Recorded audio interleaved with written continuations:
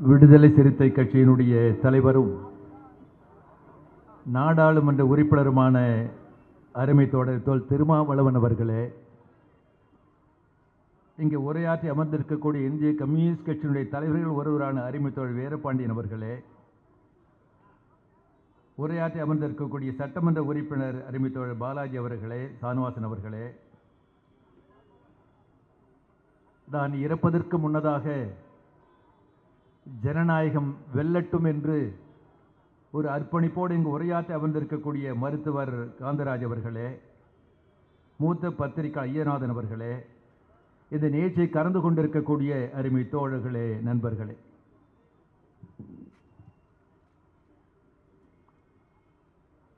திருச்சியில் நடைபெற்ற விடுதலை சிறுத்தை மாநாட்டில்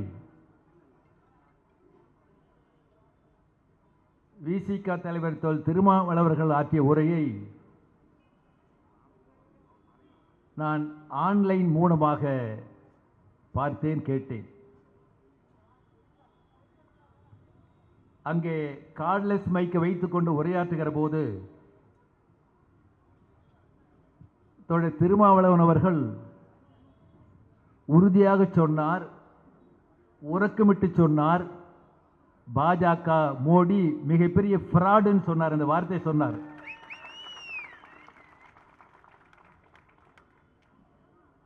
அவருடைய முன்மொழிவை நான் வழிமொழிந்து பாஜக மோடி மிகப்பெரிய ஃப்ராட் என்பதை இந்த கூட்டத்திலே நான் பதிவு செய்ய கடமைப்பட்டிருக்கேன். ஏன் அப்படி சொல்லுகிறேன்? ஹிட்லருடைய வாரிசாக இருக்கக்கூடிய மோடி அவர்கள், அவரோடு இணைந்து செயல்படக்கூடிய உள்துறை அமைச்சர் அமித்ஷா அவர்கள் எதையும் செய்ய துணிவார்கள். ஈவிற்கு மற்றவர்கள், ஜனநாயகத்தில் நம்பிக்கை இல்லாதவர்கள், மோசடி செய்து ஆட்சிக்கு வருவது, மோசடி செய்து ஆட்சியை தக்க வைப்பது, மீண்டும் மோசடி செய்து ஆட்சி பிடிக்க வேண்டும் என்று கருதுபவர்கள். நான் ஒரு சில உதாரணங்களை சொல்ல விரும்புகிறேன். இந்த தேசத்தினுடைய உச்ச நீதிமன்றம் தேசத்தினுடைய ஜனநாயகத்தினுடைய காவலராக ஜனநாயகத்தை பாதுகாக்கக்கூடிய தேர்தல் ஆணையத்தை எப்படி நியமனம் செய்வது, தேர்தல் ஆணையத்தை நியமனம் செய்வதற்கு எத்தகைய குழுவை அமைக்க வேண்டும் என்று உச்ச நீதிமன்றம் தீர்ப்பளித்து என்ன சொன்னது? அந்த மூவர் குழுவில் பிரதமர் இருக்க வேண்டும், இரண்டாவதாக எதிர்க்கட்சி தலைவர் இருக்க வேண்டும், மூன்றாவதாக உச்ச நீதிமன்ற தலைமை நீதிபதி இருக்க வேண்டும் என்று தெளிவான தீர்ப்பு அளித்தார்கள். மோடி என்ன செய்தார்? பாஜக அரசாங்கம் என்ன செய்தது? உச்ச நீதிமன்ற தீர்ப்பை ஏற்கவில்லையே. அதற்கு மாறாக அந்த மூவரை கொண்ட தேர்தல் ஆணையத்தை நியமனம் செய்கிற போது பிரதமர் ஒருவர், இரண்டாவது எதிர்க்கட்சி தலைவர், மூன்றாவது நபர் பிரதமர் யாரை நியமிக்கிறாரோ அமைச்சர், அந்த அமைச்சர் தான் மூன்றாவது உறுப்பினர். போதுமா? தேர்தல் ஜனநாயகபூர்வமாக நடக்க வேண்டும் என்றால், ஜனநாயகம் பாதுகாக்கப்பட வேண்டும் என்றால், அம்பேத்கர் அவர்கள் சொன்னார்களே, நமக்கு அரசியல் சுதந்திரம் கிடைத்திருக்கிறது, ஒருவருக்கு ஒரு ஓட்டு, ஒரு ஓட்டுக்கு ஒரு மதிப்பு என்பதுதான் அரசியல் ஜனநாயகம். ஒருவருக்கு ஒரு ஓட்டு, ஒரு ஓட்டுக்கு ஒரு மதிப்பு என்பதை பாதுகாக்க வேண்டும் என்றால், நியாயமாக செயல்படக்கூடிய, ஜனநாயகபூர்வமாக செயல்படக்கூடிய, பாரபட்சம் இல்லாமல் செயல்படக்கூடிய தேர்தல் ஆணையம் நியமிக்கப்பட வேண்டும் என்பது ஒரு அடிப்படையான அம்சம். அதை புறந்தள்ளி, அதை ஒதுக்கிவிட்டு தேர்தல் ஆணையம் நியமிக்கின்ற போது எதிர்க்கட்சி தலைவர் பிரதமர் மூன்றாவதாக தான் சொல்லக்கூடிய அமைச்சர் ஒருவரை நியமித்திருக்காரு. அதுவே ஜனநாயகத்துக்கு விரோதமான மிகப்பெரிய மோசடி என்பதை, ஃப்ராட் என்பதை நாங்கள் சுட்டிக்காட்ட கடமைப்பட்டிருக்கிறேன். மோடியோ பாஜக ஃப்ராட் என்பது திருமாவளவன் சொல்வது ஆச்சரியம் அல்ல, ஜி ராமகிருஷ்ணன் சொல்வது ஆச்சரியம் அல்ல. நண்பர்களே, நேற்றைய ஆங்கில நாளேடு இந்து நாளேட்டுடைய தலையங்கத்தை தயவு செய்து நீங்கள் மறுவாசிக்கு உட்படுத்த வேண்டும் என்று கேட்டுக்கொள்ள கடமைப்பட்டிருக்கிறேன். இந்த ஆங்கில நாளேடு ஒரு பாரபட்சமற்ற ஒரு அரசியலற்ற ஒரு நாளேடு, பாரபட்சம் எழுதக்கூடிய நாளேடு. அந்த நாட்டை தலையங்கம் சொல்லுகிறது. அது பிஜேபி பற்றி சொல்லுகிற போது, சண்டிகார் மாநகராட்சி தேர்தலை பற்றி சொல்லுகிற போது, பாஜக என்பது மிகப்பெரிய ஃப்ராடுன்னு தலையங்கத்தில் தலைப்பு. நான் எதிர்பார்க்கவே இல்லை, ஆச்சரியம். தோழர் திருமாவர்கள் சொல்வதோ நான் சொல்வதோ வீரபாண்டி மற்ற சொல்வது பிரச்சனையில் ஆச்சரியம் அல்ல. ஒரு நடுநிலை நாளேடு 135 ஆண்டு காலமாக செயல்பட்டுக் கொண்டு இயங்கிக் கொண்டிருக்கக்கூடிய நாளேட்டு தலையங்கத்தினுடைய தலைப்பு என்பது வெறும் ஃப்ராட் இல்ல, ஃப்ராக்ரண்ட் ஃப்ராடு. நான் கூட ஐயநாதன் கேட்டேன், அது என்ன ஃப்ராக்ரண்ட்னா வாசனைன்னு அர்த்தமாச்சு, ஃப்ராடுனா மோசடின்னு அர்த்தமாச்சு, எப்படி இந்த வாசனை ஃப்ராடு ரெண்டையும் ஒன்னா சொன்னா ரொம்ப தந்திரமான ஃப்ராடுன்றதுக்கு அப்படி சொல்றாங்கன்னாரு. அது என்ன ஃப்ராடு பற்றி அந்த நாளேடு சொல்லுகிறது? சண்டிகர் மாநகராட்சிக்கு தேர்தலுங்க. சண்டிகர் என்பது பஞ்சாபுக்கும் ஹரியானாவுக்கும் சேர்ந்த தலைநகரம், ஒரே 2 மாநிலத்துக்கு ஒரு தலைநகரம். மாநகராட்சி தேர்தல் நடக்குது. 33 மாமன்ற உறுப்பினர்கள் தேர்வு செய்யப்படுறாங்க. மேயர் தேர்தல் நடக்குது. அந்த 30 கவுன்சிலர் ஓட்டு போடணும். ஓட்டு போட்டு முடிச்சாங்க. அது ஓட்ட என்ற தேர்தல் அதிகாரி என்ன சொன்னார்னா, இது ஆம் ஆத்மிக்கு போட்ட 8 ஓட்டு செல்லாது, செவஞ்சு போச்சு, பிஜேபி மேயரா ஜெயிச்சாருன்னு அறிவிச்சுட்டார். காங்கிரஸ் கட்சியும் ஆம் ஆத்மி இணைந்து மேயர் தேர்தலில் ஒரு வேட்பாளர் நிறுத்தி போட்டியிடுறாங்க. எல்லாருக்கும் ஆச்சரியம். ஐயா, பிஜேபிக்கு கவுன்சிலரே கிடையாது, எப்படி 8 ஓட்டு செல்லாதுன்னு சொல்லலாம்? அந்த ஓட்டு செதஞ்சு போச்சு, அது வந்து இன்வாலிட் என்று தேர்தல் அதிகாரி சொல்றாருன்னு சொல்லி அவங்க சுப்ரீம் கோர்ட் வழக்கு போனாங்க. அந்த தலைமை நீதிபதி 3 கொண்ட குழு என்ன பண்ணிச்சுன்னா, நீ ஓட்டு பெட்டியை தூக்கிட்டு வா, அந்த தேர்தல் அதிகாரி அழைச்சிட்டு வா, நீ எடுத்த வீடியோ கொண்டு வான்னு சொல்லிட்டாரு. உச்ச நீதிமன்றத்தில் எல்லாரும் வழக்கறிஞர் முன்னிலையில, நீதிபதி முன்னிலையில அந்த ஓட்டுப்பட்டியை திறந்து என்ன பார்க்க ஆரம்பிக்கிறாங்க. அந்த மோசடி தேர்தல் அதிகாரிக்கு கைகால் நடுக்குது. ஏன் அவனுக்கு நடுக்குதுன்னா, அவன் நடுக்குது, வேர்த்து விருத்து போச்சு. காரணம் என்னன்னா, அப்புறம் தான் எடுத்து பார்த்தா தெரியுது, எந்த ஓட்டும் சிதைக்கப்படல, செல்லாத ஓட்டு கிடையாது.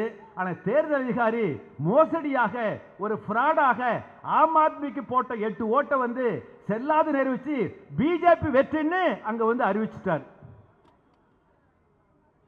இந்த ஏற்பாட்டை பண்ண பிஜேபி தலைவர் நட்டா என்ன பண்ணாருன்னா, கொஞ்சம் யோசிக்க வேண்டாமா? ஃப்ராடு நடந்தது தெரிஞ்சுக்க வேண்டாமா?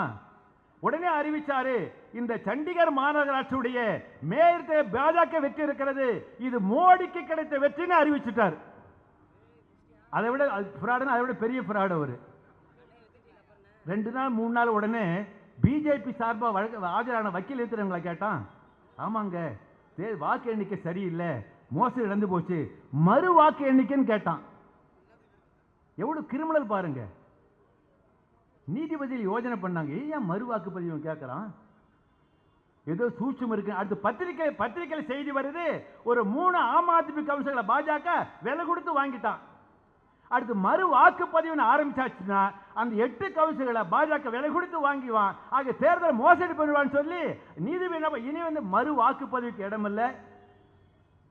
30 ஓட்டு போட்டது பெட்டிக்குள்ள இருக்கு, ஓட்டு போட்டது வீடியோ எடுத்திருக்கிறாங்கன்னு சொல்லி கடைசியாக நீதிபதிகள் முன்னதாக, வழக்கறிஞர்கள் முன்னதாக அந்த ஓட்டு எண்ணி 8 ஓட்டு செல்லத்தக்கது ஓட்டு தான், செல்லாத ஓட்டு ஏற்றுக்கொள்ள முடியாது என்று முடிவு பண்ணி அங்கே பாஜக வெற்றி என்பது மோசடியானது, ஆம் ஆத்மி வெற்றி பெற்றதாக சண்டிகார் அறிவிச்சாங்களே.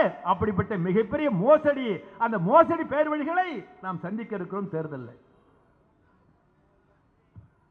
நண்பர்களே, இந்த ஒப்புகை சீட்டை பற்றி இங்கு விளக்கமாக தோழர் திருமாவர்கள் பேச இருக்கிறார்கள். அதுக்கும் அதிகமாக சொல்ல விரும்பவில்லை. எப்படிப்பட்ட மோசடி பேர் வழிகள்! சில தினங்களுக்கு உச்சநீதிமன்றம் அந்த 2017ஆம் ஆண்டு பாஜக உருவாக்கிய அந்த தேர்தல் நிதி பத்திர அந்த நிதி வழங்கக்கூடிய திட்டம் இருக்கிறத அம்பலப்படுத்தி தீர்ப்பு வந்திருக்கிறது. அவங்க செஞ்சு நினைச்சு பார்த்தா எப்படிப்பட்ட கிரிமினல் பாஜக. 2017 அந்த தேர்தல் நிதி பத்திரம் மூலமாக எதிர்கட்சிகள் போகக்கூடாது, அந்த முதலாளிகள் நிதி பூரா ஆளுங்கட்சி வர வேண்டும் முடிவெடுத்து கிட்டத்தட்ட அந்த 16,000 கோடி ரூபாய் நிதி செய்யல 10,000 கோடிக்கு மேல பிஜேபி கஜானாவுக்கு போயிருக்குன்னு சொன்னா எப்படி சட்டத்தை உருவாக்குறாங்க? ரிசர்வ் பேங்க் எப்படி நீங்க பாரிஸ் காரில் போனீங்கன்னா பெரிய கட்டடம் இருக்குல்ல, ரிசர்வ் பேங்க் RBI எல்லா மாநிலத்திற்கு. அந்த ரிசர்வ் பேங்க் இந்தியா எப்படி செயல்பட வேண்டும் என்று வெள்ளக்காரங்க தான் சட்டத்தை உருவாக்கினாங்க. 1934ஆம் ஆண்டு வெள்ளக்காரன் காலத்தில் ரிசர்வ் பேங்க் இந்தியா எப்படி செயல்பட வேண்டும் என்று அன்னைக்கு உருவாக்கின சட்டம். மோடி அந்த சட்டத்தை திருத்த போறேன்னு சொன்னார். சொன்னோடனே ரிசர்வ் பேங்க் அவர்கள் பதறி போய், ஐயோ சட்டத்தை திருத்தாதீங்க, வெள்ளக்காரன் உருவாக்கின சட்டம். ஒரு நோட்டு கொடுக்குன்னு சொன்னா அந்த நோட்டு அதிகாரம், இந்த நோட்டுக்கு மதிப்பை கொடுக்கறது ரிசர்வ் பேங்க் தான். அந்த ரிசர்வ் பேங்க் அதிகாரத்தை ஸ்டேட் பேங்க் கொடுக்காதீங்க, இந்தியன் பேங்க் கொடுக்காதீங்க, கோஆபரேட்டிவ் பேங்க் கொடுக்காதீங்க, எங்க அதிகாரத்தை பறிக்காதீங்கன்னு ரிசர்வ் பேங்க் அவர் வந்து கெஞ்சி கேட்டுக்கிட்டார். மோடி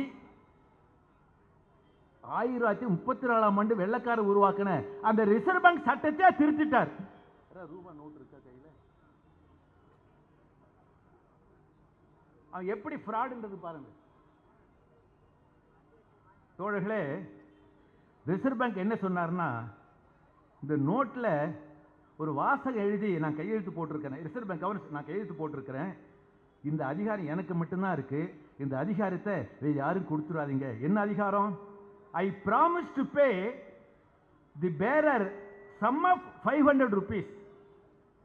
இந்த நோட்டு யாரிடம் இருக்கிறதோ அவருக்கு 500 ரூபாய் நான் தருவதாக உறுதி அளிக்கிறேன். 5 ரூபாய், 10 ரூபாய், 20 ரூபாய், 50 ரூபாய், 100 ரூபாய், 500 ரூபாய், 1000 ரூபாய்னா அவர் என்ன பண்றாரு? இந்த உறுதி அளிக்கக்கூடிய அதிகாரம் என்பது ரிசர்வ் பேங்கை தவிர வேற யாருக்கும் இருக்கக்கூடாது. என் அதிகாரத்தை பறிச்சிடாதீங்க, நீங்க போட்ட சட்டம் இல்ல, வெள்ளக்காரங்காலத்தில் போட்ட சட்டம் மாத்தாதீங்கன்னு கெஞ்சி கேட்டாரு. ஆனா மோடி என்ன பண்ணிட்டாருன்னு சொன்னா, அந்த 1934 உருவாக்கின அந்த ரிசர்வ் பேங்க் சட்டம், அந்த சட்டத்தை திருத்தி உனக்கு அல்ல அதிகாரத்தை மாத்திட்டோம்னாரு. ரிசர்வ் பேங்க் சட்டத்தை திருத்தி 500 ரூபாய் நோட்டை கொடுத்து இந்த உறுதி எனக்கு தான் சொன்னா ரிசர்வ் பேங்க்ல யாரெல்லாம் பண்ணலாம். ஒரு திருத்தமாச்சா? அடுத்து கம்பெனி ஆக்ட், MRF கம்பெனியா, லைலண்ட் கம்பெனியா, சிம்சன் கம்பெனியா, டிவிஎஸ் கம்பெனியா, கம்பெனி முதலாளிகள் யாருக்கா நன்கொடை கொடுக்கணும்னா அந்த அவங்க வர லாபத்தில் 7.5% மேல லாபம் கொடுக்க கூடாதுன்னு இருக்குங்க கம்பெனி சட்டத்தில். ஆனா அந்த வரம்பை திருத்திட்டா மோடி திருத்தி. அது என்ன ஏடசாமி இஷ்டப்படி கொடுக்கிட்டு வாங்கிக்கலாமே, அந்த சட்டம், அந்த கம்பெனி ஆக்டை அதை திருத்தினாங்க. தேர்தல் ஆணையம் அன்னைக்கு ஒரு நல்ல ஆணையர் இருந்தார். இப்ப நீங்க வந்து ஒரு செக் மூலம் ஒரு அரசியல் கட்சிக்கு நிதி வருதுன்னு சொன்னா, நம்ம தேர்தல் ஆணையத்துக்கு கணக்கு கொடுக்கறப்ப அந்த பட்டியல் போட்டு ராமசாமி 1 லட்சம் கொடுத்தாரு, குப்புசாமி 50,000 கொடுத்தாரு, அந்த பட்டியல் போட்டு கொடுக்கணும். நீங்க தேர்தல் ஆணையத்தினுடைய வெப்சைட்ல பார்த்தே பட்டியல் இருக்கும் வருஷம். ஆனா என்ன சட்டத்தை எடுத்தாங்கன்னா, ஒரு முதலாளி வந்து ஒரு கட்சி ஒரு அரசுக்கு நிதி கொடுத்தா அது தேர்தல் ஆணையம் கேட்க முடியாது, தேர்தல் அதிகாரம் இல்லை என்று அந்த சட்டத்தையும் திருத்திட்டாங்க. கிரிமினலான வேலை. இத்தகைய மோடி ஆட்சியும் அமித்ஷா ஆட்சி என்பர்களே, இந்த மசோதா பார்லிமெண்ட்டுக்கு வரும்பொழுது அன்னைக்கு வந்து ராஜ்யசபையில் பிஜேபிக்கு மெஜாரிட்டி இல்லை,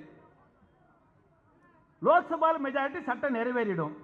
ராஜ்யசபா நிறைவேறாது. அப்ப ராஜ்யசபா மெஜாரிட்டி இல்லாத காரணத்தால மோடி என்ன பண்ணான்னா, இது பணம் சம்பந்தப்பட்ட மசோதான்னு சொல்லி ராஜ்யசபைக்கு போகாமலேயே லோக்சபாவில் நிறைவேற்றிக்கிட்டாங்க.